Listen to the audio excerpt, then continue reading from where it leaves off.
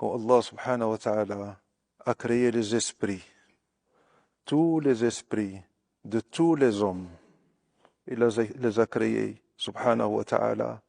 Quand il les a créés, Allah subhanahu wa ta'ala leur a demandé Alastu bi rabbikum, ne suis-je pas votre Seigneur?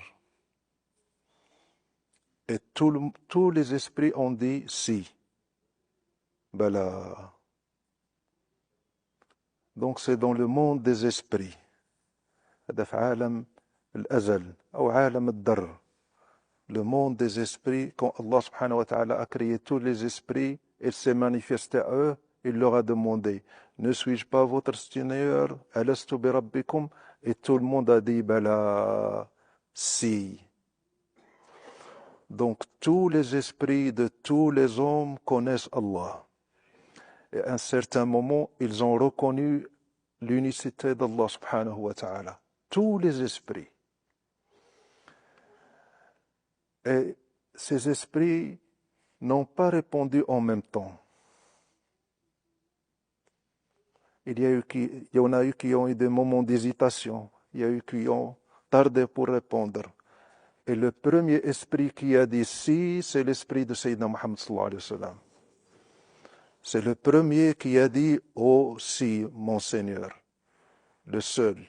Et quand Sayyidina Muhammad sallallahu alayhi wa sallam, il a dit si, il a reconnu l'unicité d'Allah subhanahu wa ta'ala, une lumière est rentrée dans l'esprit de Sayyidina Nabi sallallahu alayhi wa sallam, et cette lumière s'est partagée dans sa communauté, les esprits de sa communauté.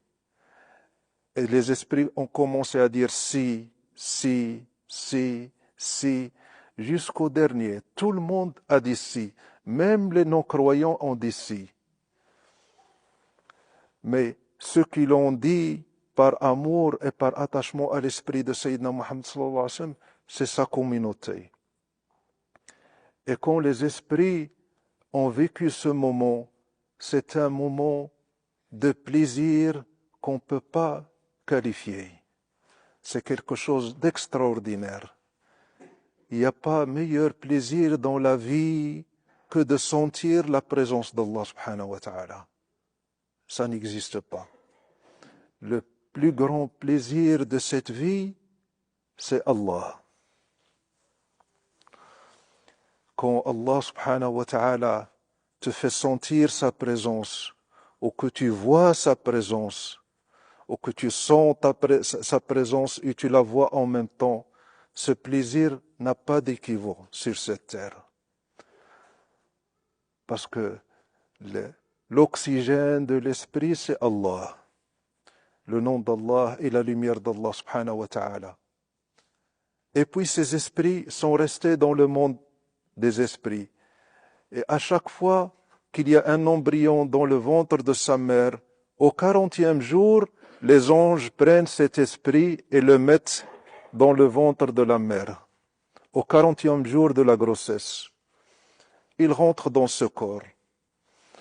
Et à cet état-là, il est pur, l'esprit. Il est toujours dans l'unicité. Il est toujours dans la présence d'Allah. À la naissance, quand le bébé sort, il sort comme un ange. Il ne voit qu'Allah. Il ne voit qu'Allah. Il ne sent qu'Allah. Il est dans la présence permanente d'Allah subhanahu wa ta'ala. Et il voit les anges. Et il voit tout, le bébé, quand il sort, parce qu'il est pur. Et puis, plus il grandit, plus il est souillé. Il est souillé par son entourage. يولد المولود على الفطرة. Quand le bébé naît, il naît pur. على الفطرة, ça veut dire il naît dans l'unicité, dans la reconnaissance de l'unicité d'Allah. Et plus il grandit, surtout à cause de l'entourage. Parce que l'homme souille son entourage. On ne sait pas ce qu'on fait. Même si le bébé est à côté de nous et qu'on fait des choses pas bien, on souille le bébé.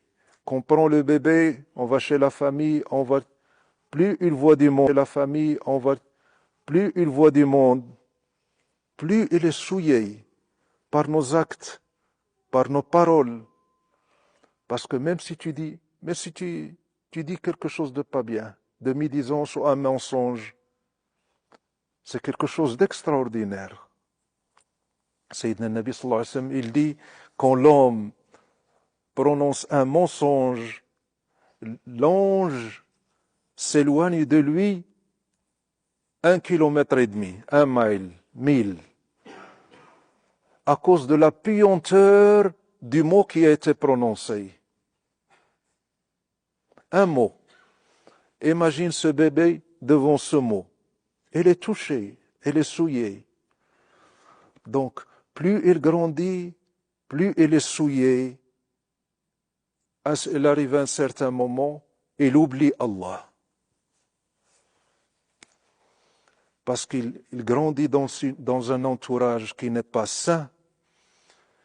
Et la seule priorité et la seule préoccupation des parents, il faut qu'ils mangent, il faut qu'ils dorment, il faut qu'ils fassent des études, la seule préoccupation, c'est le matériel. Donc, il oublie complètement Allah. Et cette présence d'Allah. Et il grandit.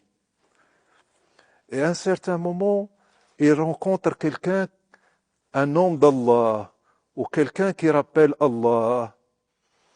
Et puis, il lui parle d'Allah. Et l'esprit commence à se rappeler d'Allah.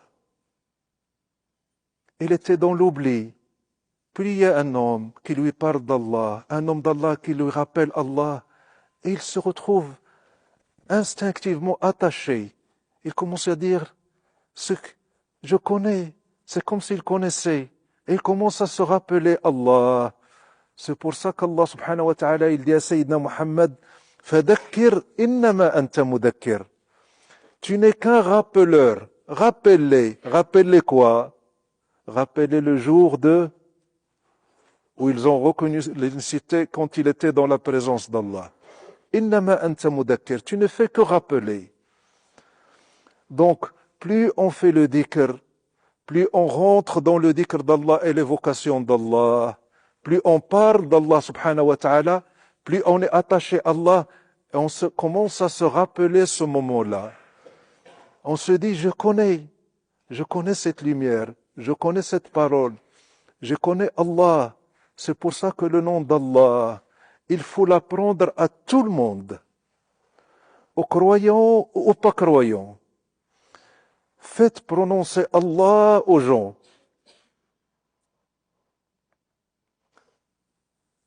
Allah, Allah, même, comment c'était, qu'est-ce qui m'arrive? Wallahi, une fois, j'ai passé un séjour au Brésil. Je me rappelle plus, c'est 40 ou 50 personnes ont embrassé l'islam en un quart d'heure. Un Brésilien ne me prend pas plus qu'un quart d'heure. Qu'est-ce que je lui dis? Qu'est-ce que je lui apprends sur l'islam? Ferme les yeux et répète Allah, Allah, Allah, Allah. Il ouvre les yeux et dit, qu'est-ce qui m'arrive? Qu'est-ce qui m'arrive? Il s'est rappelé Allah. Le moment où Allah lui a dit, je ne suis pas ton Seigneur, il a dit, si. C'est pour ça, Sayyidina Nabi sallallahu alayhi wa sallam, il fait que rappeler. Et nous, on fait que rappeler ce moment-là. Et sama, c'est ces chants qui sont dits par des poèmes, par des poètes. Ils rappellent ce moment-là. Ils rappellent ces moments-là. Comme ce que vient de dire Sidi Amin.